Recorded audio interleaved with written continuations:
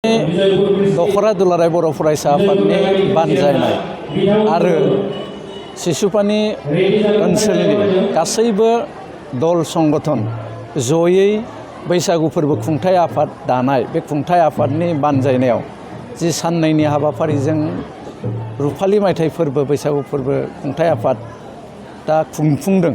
बे खुंफुंनायाव गेवलां मेलनि बेखेवगिरि आलासि महरै बाहागो लानानै आं जोबोद गोजोननाय मोनदों आरो बे हाबाफारिखौ खुंफुंनायनि थाखाय खुंथायाव थानानै खुंफुंनाय बयनिसिमबो आङो खौसेथि बर' सुबुं आफादनि जानानै गोसो गोरबोनिफ्राय साबायखरखौ जासिदों। दिनै नोंथांमोननि बे चेनेलनि गेजेरजों आं मोनसे बाथ्राखौ खौसेथि बर' सुबुं आफादनिफ्राय फोरमायनो लुगैदों।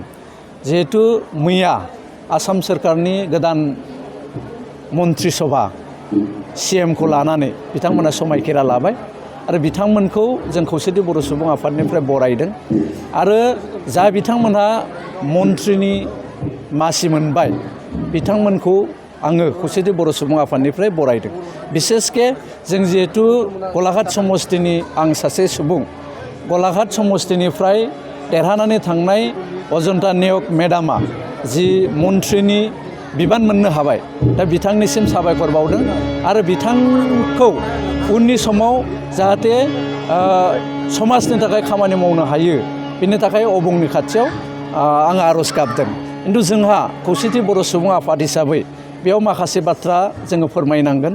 जिहेतु खौसेथि बर' सुबुं आफादनि जायफोर दाबि दुबाफोर दङ जोङो इलेक्सनखौ नोजोर होनानै जोङो मास मोननैसो सम बारहोबाय।